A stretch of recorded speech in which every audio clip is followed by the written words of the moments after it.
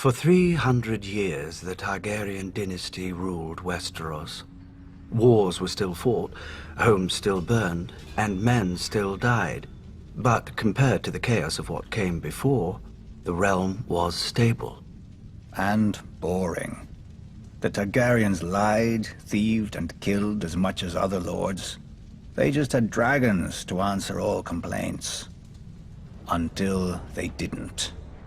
When the last dragon died, it was only a matter of time before the Targaryens followed. By only, you mean another century? Which they wasted trying to replace their lost advantage. Incinerating their own palaces to hatch dragon eggs, drinking wildfire to become dragons, and let's not forget the Mad King's favorite, burning men alive so he could pretend to be a dragon. We urged Aerys to pardon Brandon Stark. The boy had threatened Prince Rhaegar, but Rhaegar had stolen the boy's sister. And the boy was the eldest son of our Warden of the North. Who's the greater fool, a Mad King or the man who reasons with him? Aerys saw knives in every shadow. When you told him to treat the Starks with caution, you made him afraid.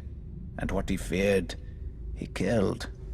I wouldn't have thought you, of all people, would bother with recriminations for Brandon's death, Lord Balish. Not after your, shall we call it, duel with him? Brandon was as arrogant as he was stupid. Like his father, Lord Stark, who answered Aerys' summon to the capital. They earned their fates.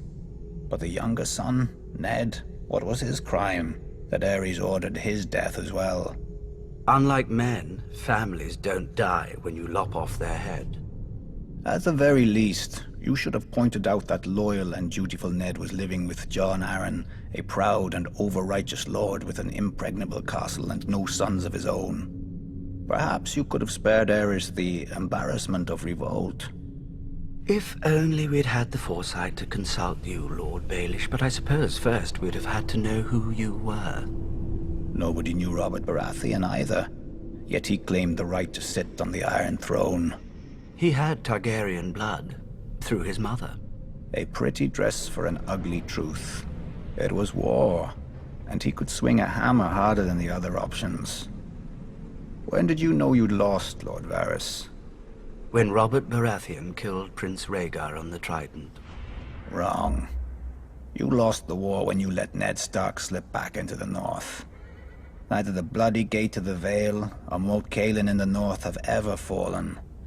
They could have held out for years, even if you'd killed Robert. But you let him slip through your fingers as well.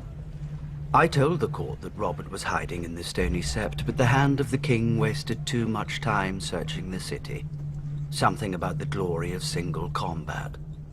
Then Ned Stark's army arrived to save the day. Too bad Lord Tywin wasn't hand any longer. He would have simply razed the town and been done with it. Perhaps. And perhaps the rebels would have found even more of the countryside flocking to their banners. I'd almost forgotten. You weren't always so loyal to the Lannisters during the war, were you? I did my duty to the realm. When Lord Tywin showed up at King's Landing professing loyalty, I warned Aerys not to open the gates. Prince Rhaegar was dead, our army scattered. The lion does not stir unless he smells meat. I admire your powers of persuasion, Lord Varys. Few could traffic in so many secrets to so little avail.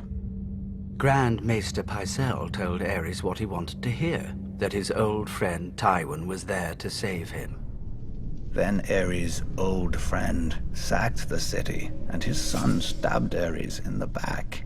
A regrettable, though necessary action.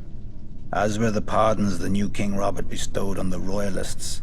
Mace Tyrell, Barristan Selmy, you. King Robert wisely chose order over vengeance. Jon Arryn wisely chose for Robert, but Jon Arryn died. Then Robert, then Ned.